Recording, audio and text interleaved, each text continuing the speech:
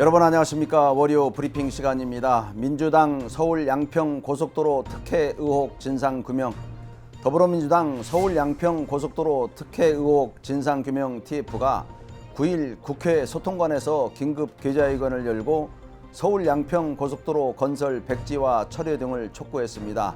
이날 기자회견에는 강득구 TF 단장을 비롯한 정동균 전 양평 군수, 최재관 더불어민주당 여주 양평 지역위원장이 참석했습니다.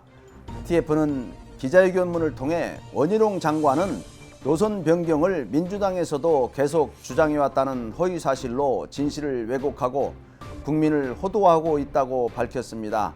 또한 민주당 출신 군수, 지역위원장은 강상면을 종점으로 하는 현재 대한 노선 변경을 요청한 적이 없고 현재 위치에 있는 강화 IC 설치를 요구한 적이 없다고 주장했습니다. TF는 원희룡 국토교통부 장관에게 서울 양평 고속도로 건설 백지화 처리와 원안 변경 이유를 국민들과 양평 군민들에게 명명백백히 설명하라고 촉구했습니다.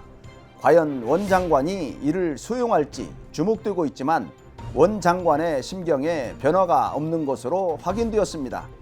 다음 소식입니다. 양평 주민들 민주당 항의 방문, 정부의 서울 양평 고속도로 사업 백지화 발표를 두고 양평 주민들이 더불어민주당 당사를 찾아 고속도로 재추진을 촉구했습니다.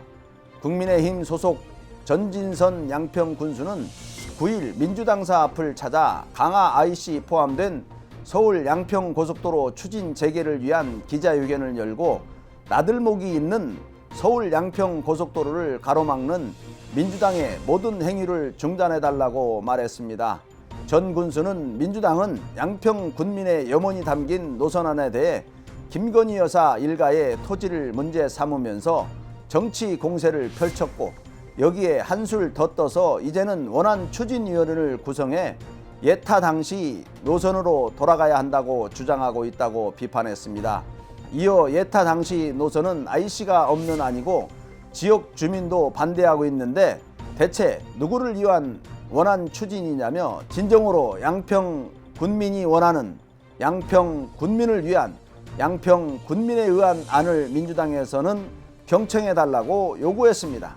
다음 소식입니다. EU 최초 동성애 국가원수 라트비아 대통령 취임, 유럽연합 27개 회원국 최초로 동성애자 국가원수가 서유럽에 비해 종교적으로 보수적인 동유럽 라트비아에서 나왔습니다.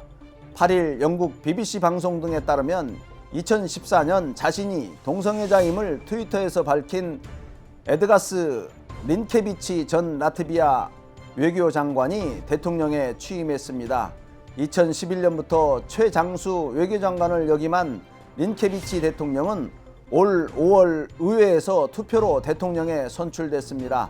라트비아는 내각 책임제로 총리가 국정 및 내각을 총괄하고 명예직에 가까운 대통령이 국가 원수가 된다고 전해졌습니다. BBC에 따르면 2011년 엘리오 듀르포 벨기에 전 총리가 EU 회원국 첫 동성애자 정부 수반이 됐지만 국가 원수로는 린케비치 대통령이 처음입니다. 라트비아는 지난해 동성 간 시민 결합은 허용했지만 동성혼은 불법이라고 전했습니다. 과연 동성애자 대통령이 끝까지 임기를 마칠지 전 세계가 주목하고 있습니다. 감사합니다.